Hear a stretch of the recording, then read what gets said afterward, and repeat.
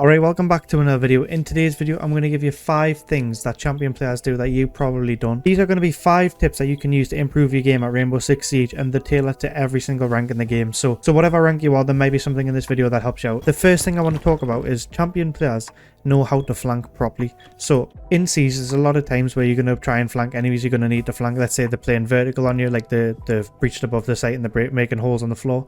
So you can't really play on site, you need to retake above and play vertical, and you need to flank that.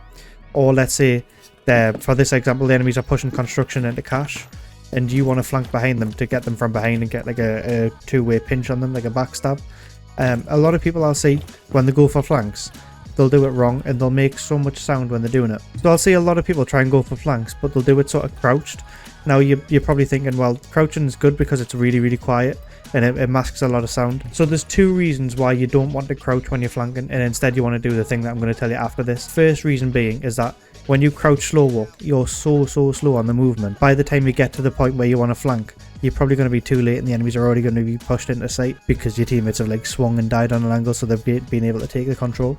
By the time I get to the actual door when I'm ready to fight them, they are like already in sight. Not just that though, you might be thinking, well, crouching's quiet, alright. Well, however, it's not really. When you go to actually crouch, like let's say I'm going to flank now, I start crouching here, that crouching actually makes a sound like this, makes a really, really loud sound that people can hear. And then when you get to a point where you want to actually fight people, like you get close to the door, you need to stand up to be able to fight, because if you don't stand up to fight, then you're going to be an even slow target that's easy to hit because you're just crouching around in a doorway. Whereas it's easier to take that fight when you're standing up. However, when you're going from the process of crouching to standing up, it'll make sound and the enemies will be able to turn their head on the swivel to like realize that you're there and be able to get you. So what you want to do instead of crouching to flank is to use the slow walking, or the alt walking as some people call it. And this is like sort of where you press your alt key when you walk, or when you like move your stick a little bit and it goes slowly. And this is a lot more quiet compared to the crouch and hold, like going up and down like this. So you want to use this, but the thing that champion players have over like lesser ranked players is the fact that they will use that and the normal walking, so like this walking, with each other, and sort of be able to flank as quick as possible while still making as little sound as possible. Now how they do that is they'll sort of periodically, sort of when they're coming up here, let's say they're coming up main, they'll probably walk at this bit, and then when they get to the top they'll sort of slow walk for a little bit to try and hear for sound when you get close to where people might be. And then if they hear that master's clear, they can probably walk a little bit, then start slow walking a bit, then walk a little bit and slow walk a little bit, and just kind of mix it up between the two.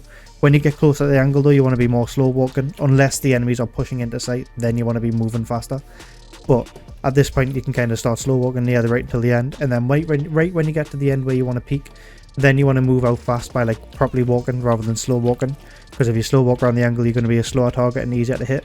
Whereas if you peek out fast, you have the peeker's advantage and all that sort of, that comes with that. What I like to do as well though, when I'm slow walking on the flank, if I hear the enemies are shooting a lot, I'll use their sound to make a little bit more noise. So I can use their sound to be like, okay, I can start walking normally a little bit now.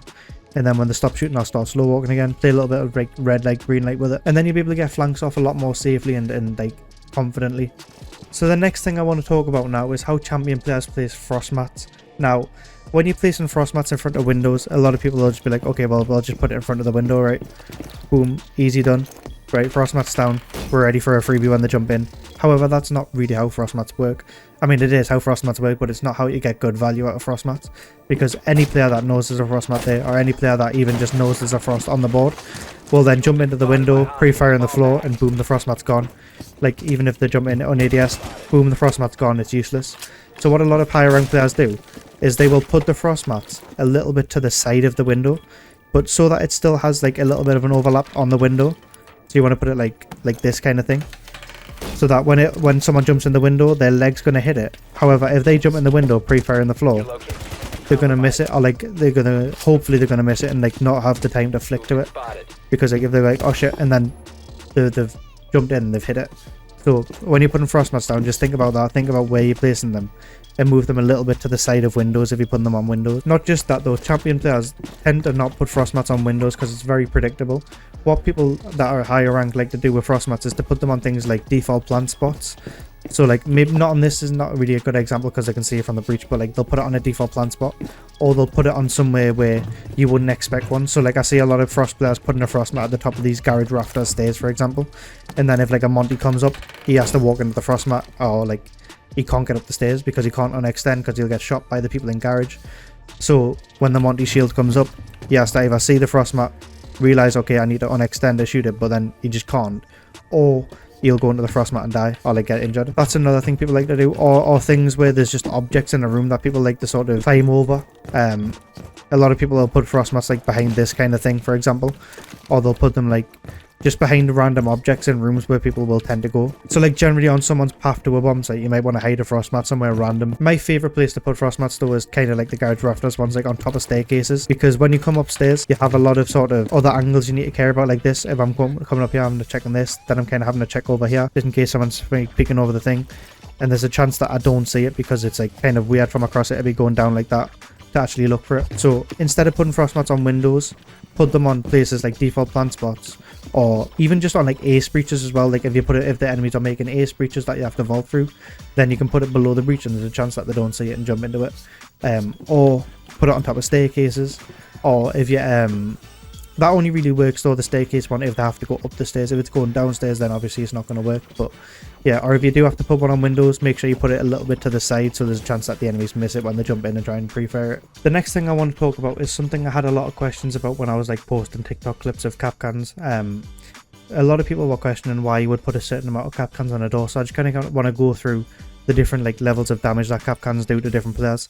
So as you may already know, if you put one kapkan on a door, this will do, depending on the health of the enemy, if the enemy's a 3 speed, it'll do 60 damage, if they're a 2 speed, it'll do 50 damage, and if they're a 1 speed, it'll do 40 damage. So this is not enough to kill any kind of attacker.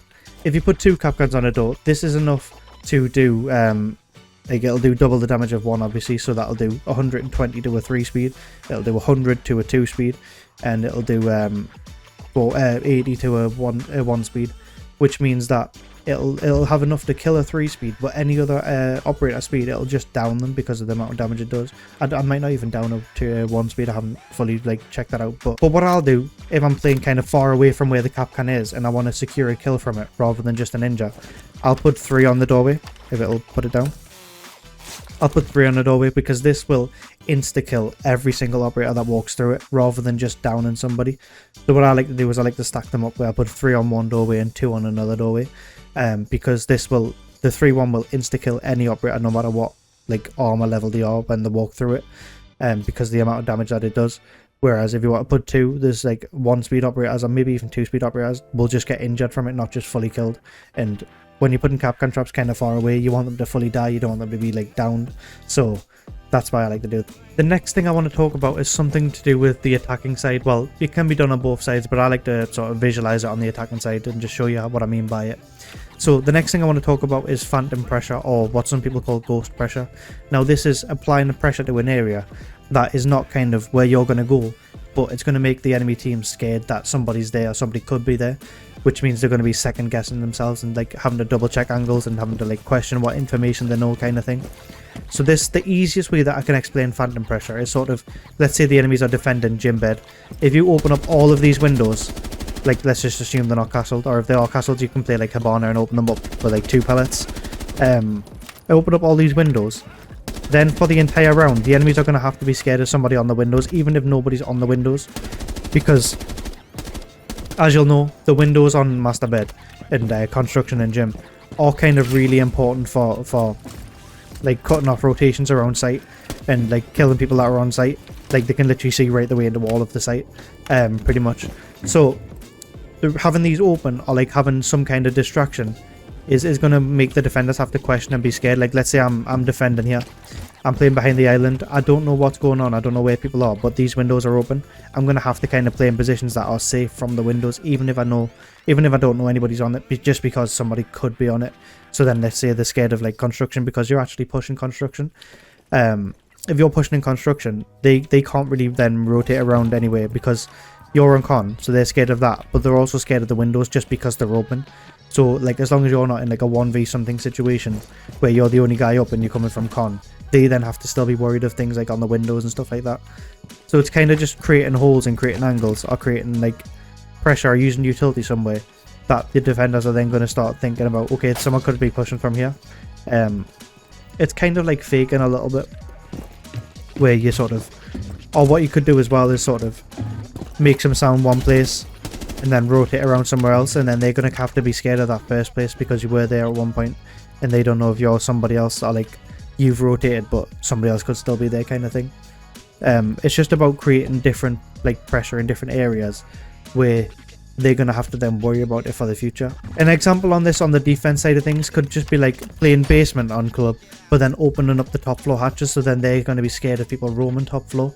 Then they're going to have to try and clear the whole top floor out just to make sure nobody's like ratting around in top floor, whereas you're not actually intending on roaming top floor, you're just having them open just so that the enemies then have to be scared of it. It's just kind of a good way of wasting time on the defense side of things, creating like pressure by opening hatches or making rotates in a map, in an area of the map that you're not going to play. And then on the attack side, it's kind of like good for trying to like crowd control people into certain positions, because you know that nobody can kind of play in front of the windows if the windows are open. So you know that they're going to be generally like behind the island, or like in the bathroom, or like just somewhere that's not visible to the window, because you know that that window's open so they can't play in them positions. The next thing I want to talk about is kind of similar to Phantom Pressure, however it's to do with faking. Now I'm using Yana right now because she's a really good example of how you can use fakes and like create fakes. So faking situations is kind of like doing something to bait an attacker or a defender into like playing a certain way. So like with Yana, I can create a fake clone by going like this and then cancelling it, and then a defender will hear me go on the clone, and when, as you might know, when somebody's on a Yana clone, they're a freebie to kill because they can't shoot back, so they can just run past the clone and then come and kill you. Whereas if you've used a fake clone, you've baited them into pushing you, and then you're just sitting there waiting for them to come and try and kill you. It's like a really, really simple way to get freebies. I've done this so many times in the past and got so many freebies from stuff like this. So to properly fake clone on Yana, all you need to do is literally press the button to like cue the ability, and then if you don't cancel it, you'll go into the animation obviously. But if you then, instead of like going fully into it, if you press the button again to cancel it, it'll retract the clone pretty much instantly. Like, that's how instant it is to get your gun back up. And then the defenders will think, okay, someone's cloning, I'll go and kill them and get a freebie, and that they're just dead at that point.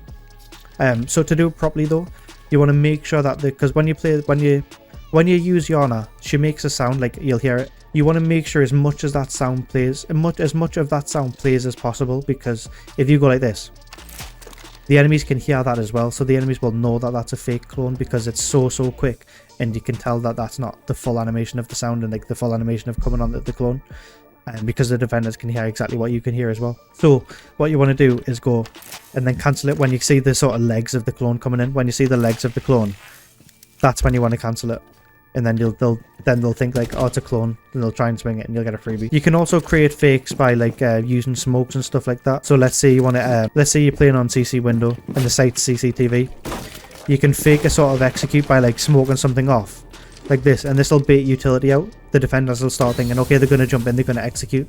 They'll start throwing utility across, and then at that point they're not getting any value out of it because nobody's jumped in, and they're wasting utility, which then after that you can throw another smoke down, actually jump in, get the plant down, and there's no C4s to stop you because they've just wasted them all. So make sure you're thinking about how you can use fakes in your games as well. So yeah, that's pretty much it for this video. If you enjoyed, drop a like, and I'll see you in the next video. Thanks for watching.